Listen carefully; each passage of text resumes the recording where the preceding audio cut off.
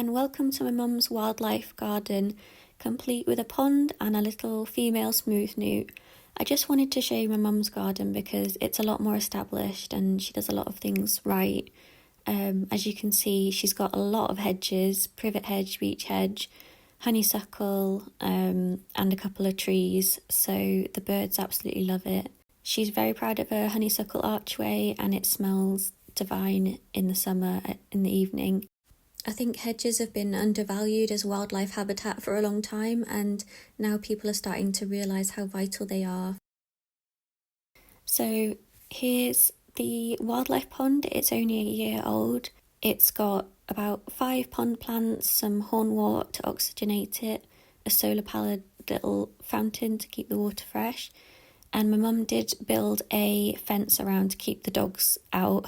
She coppiced hazel from the garden, and eventually she wants to have the whole fence made of the hazel because it's a lot more naturalistic. But yeah, as you can see, the water quality is really great. The birds love to have a bath in the shallow end with the sand. We've had siskins, goldfinches, starlings, everything just has a bath in there. Watching them is just so relaxing and peaceful. And a couple of weeks ago, we saw the female smooth newt had moved in, and she's probably pretty happy because she's got this whole place to herself. We're hoping she's going to lay some eggs and there might be some efts. That's the name for baby newts. I wanted to show you this pond plant because she loves hanging out in it. It's either Slender clubrush or hairgrass. My mum can't remember which one. I don't know if it's true about you can either have like a newt pond or a frog and toad pond, and they don't like to coexist, but my mum's very happy with newts. So I'm just showing you how shallow the pond actually is. It's only 35 centimetres at its deepest point. It still supports so much wildlife. The water quality is really great too. You can see how clear it is, but also they have freshwater plankton called Daphnia in the pond, and they're actually an indicator of good water quality. I'll just put them on the screen now. I'll list all their oxygenating plants in the description. Now I just want to show you what's behind this shed. We actually have a hedgehog, a resident hedgehog called Henrietta. My mum's built this little fence to keep the dogs out.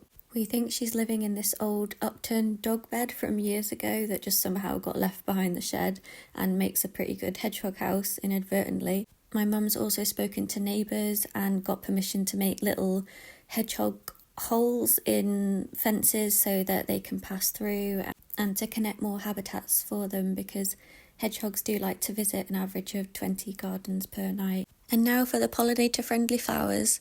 So this is Erisium redjep and it flowers for so many months and it smells great. The bees love it. It's just a great all-rounder. My mum is queen of aqualegias. There's so many that have self-seeded and hybridised and in loads of different colours. My absolutely favourite though is this pink and white combination, which I just think is really stunning.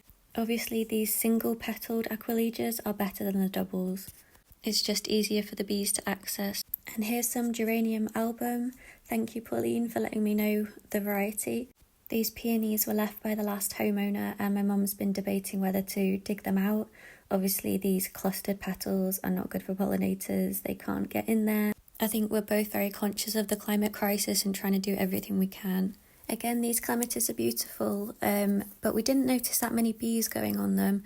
And when I looked into it, it seems like Clematis serosa is the best variety for bees. They're more bell-shaped and they tend to be white or yellow. They're also evergreen. Last year my parents were really lucky because some bumblebees decided to nest underneath their privet hedge. We know they like to reuse old rodent holes, and there was some wood mice that used to live under the hedge, so we think they made use of one of their old sort of burrows. We thought they'd come back again this year, but sadly not. It might be a health thing that they don't use old nests. And just to show you that the wood mice are still alive, they've been pinching that from my mum's shed to make their nests with, so they are still definitely in the garden. We see them occasionally and they're very cute. My mum loves feeding the birds, and just so you know, she soaks the mealworms in water before putting them out in the breeding season, because if they're too hard, chicks can choke. I hope you've enjoyed this video. hopefully be able to do another one as the pond gets more established and keep you updated.